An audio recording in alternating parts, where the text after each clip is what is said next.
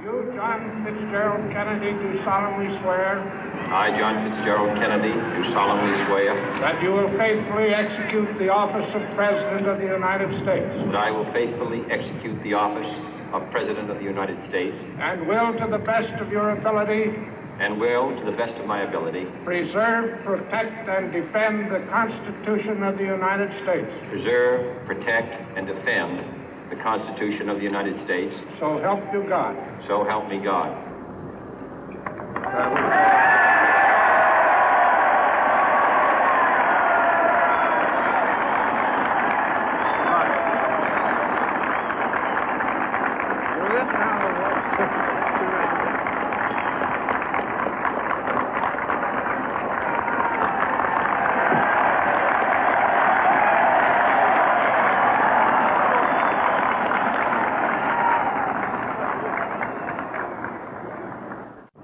Vice President Johnson, Mr. Speaker, Mr. Chief Justice, President Eisenhower, Vice President Nixon, President Truman, Reverend clergy, fellow citizens. We observe today not a victory of party, but a celebration of freedom, symbolizing an end as well as a beginning, signifying renewal as well as change. For I have sworn before you and Almighty God the same solemn oath our forebears prescribed nearly a century and 3/4 ago. The world is very different now, for man holds in his mortal hands the power to abolish all forms of human poverty and all forms of human life. And yet the same revolutionary beliefs for which our forebears fought are still at issue around the globe. The belief that the rights of man come not from the generosity of the state, but from the hand of God. We dare not forget today that we are the heirs of that first revolution. Let the word go forth from this time and place to friend and foe alike that the torch has been passed to a new generation of Americans born in this century, tempered by war, disciplined by a hard and bitter peace, proud of our ancient heritage, and unwilling to witness or permit the slow undoing of those human rights to which this nation has always been committed and to which we are committed today at home and around the world.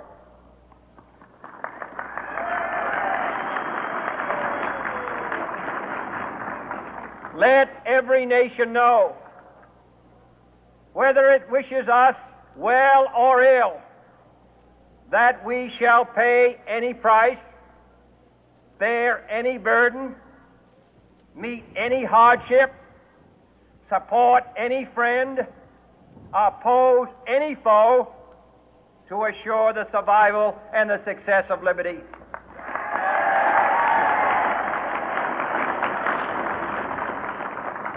This much we pledge and more. To those old allies whose cultural and spiritual origins we share, we pledge the loyalty of faithful friends. United, there is little we cannot do in a host of cooperative ventures.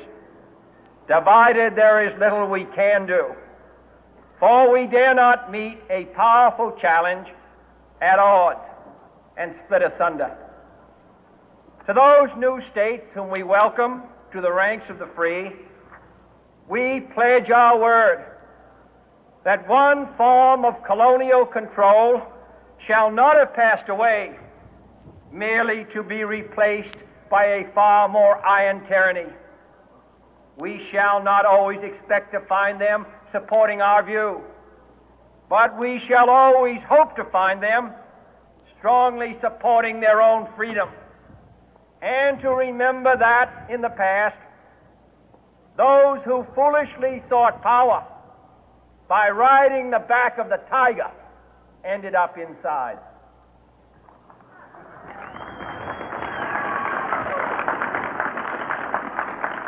To those people in the huts and villages of half the globe struggling to break the bonds of mass misery, we pledge our best efforts to help them help themselves for whatever period is required, not because the communists may be doing it, not because we seek their votes, but because it is right.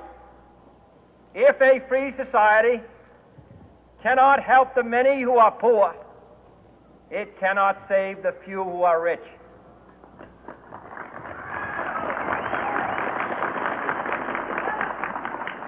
To our sister republics south of our border, we offer a special pledge to convert our good words into good deeds, in a new alliance for progress, to assist free men and free governments in casting off the chains of poverty. But this peaceful revolution of hope cannot become the prey of hostile powers. Let all our neighbors know that we shall join with them to oppose aggression or subversion anywhere in the Americas. And let every other power know that this hemisphere intends to remain the master of its own house.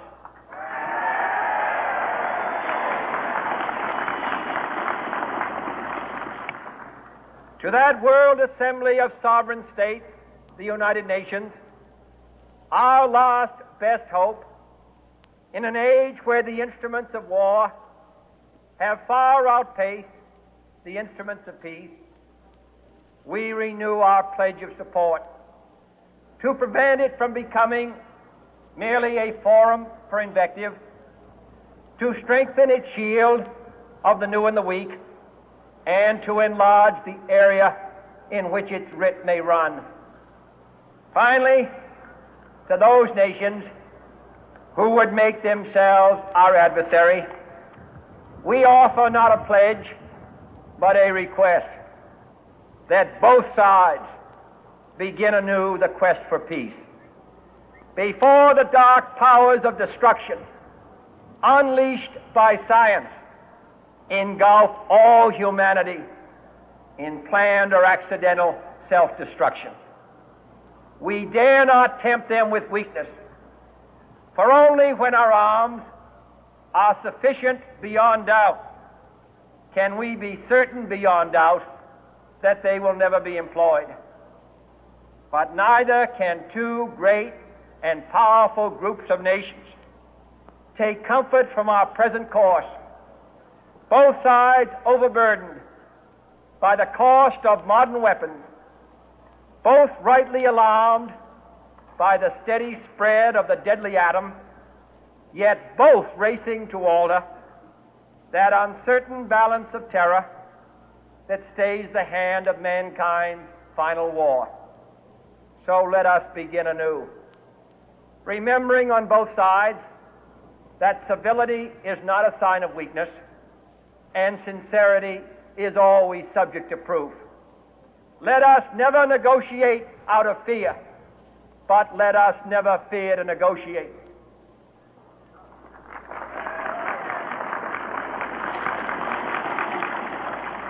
Let both sides explore what problems unite us, instead of belaboring those problems which divide us.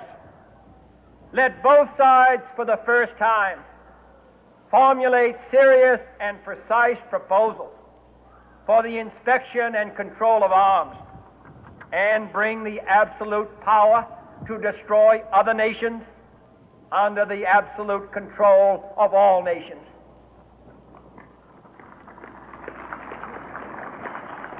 Let both sides seek to invoke the wonders of science instead of its terrors. Together, let us explore the stars, conquer the deserts, eradicate disease, tap the ocean depth, and encourage the arts and commerce. Let both sides unite to heed in all corners of the earth the command of Isaiah to undo the heavy burden and let the oppressed go free. And if a beachhead of cooperation may push back the jungle of suspicion, let both sides join in creating a new endeavor, not a new balance of power, but a new world of law, where the strong are just and the weak secure and the peace preserved. All this will not be finished in the first 100 days, nor will it be finished in the first 1,000 days, nor in the life of this administration, nor even perhaps in our lifetime on this planet. But let us begin.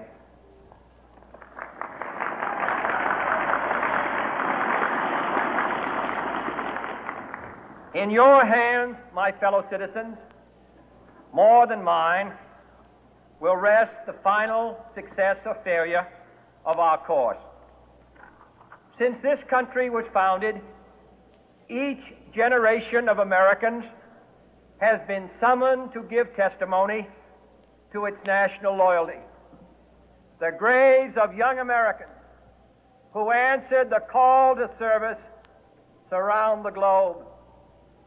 Now the trumpet summons us again, not as a call to bear arms, though arms we need, not as a call to battle, though in battle we are, but a call to bear the burden of a long twilight struggle, year in and year out, rejoicing in hope, patient in tribulation, a struggle against the common enemies of man, tyranny, poverty, disease, and war itself.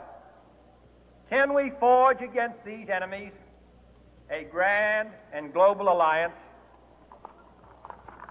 north and south, east and west, that can assure a more fruitful life for all mankind? Will you join in that historic effort?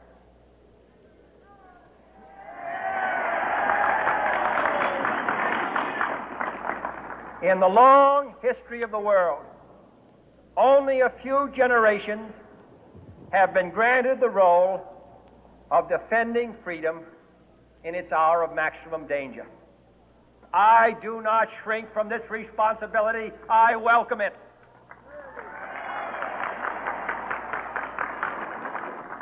I do not believe that any of us would exchange places with any other people or any other generation. The energy, the faith, the devotion which we bring to this endeavor will light our country and all who serve it. And the glow from that fire can truly light the world. And so, my fellow Americans, ask not what your country can do for you. Ask what you can do for your country.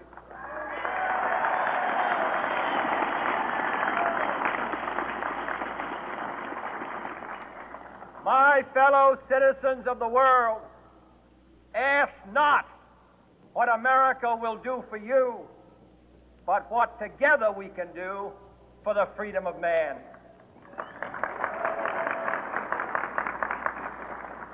Finally, whether you are citizens of America or citizens of the world, ask of us here the same high standards of strength and sacrifice which we ask of you. With a good conscience, our only sure reward, with history the final judge of our deeds, let us go forth to lead the land we love, asking His blessing and His help, but knowing that here on earth God's work must truly be our own.